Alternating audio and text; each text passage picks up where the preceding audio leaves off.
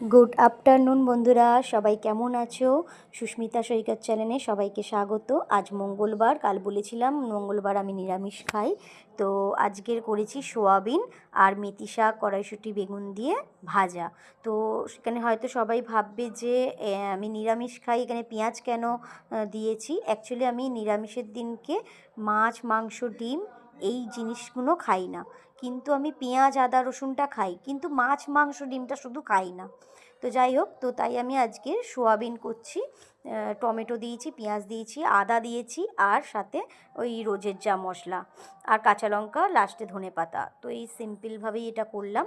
তো অনেক দিন বাদেই আমার সোয়াবিনটা করা হলো। এরপরে একদিন আপনাদেরকে চিলি সোয়াবিন করব, তারও একটা ব্লগ করব।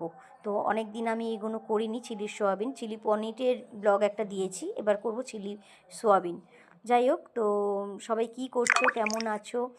ঠান্ডা একটু একটু ভালোই পড়েছে। আজকে রোদটাও বাইরে বেশ চড়া রোদ দিয়েছে। রোদ দিচ্ছে মানেই আজকের আবারও ঠান্ডা পড়বে। তো এখানে আমার সোয়াবিনটা প্রায় হয়ে এসছে।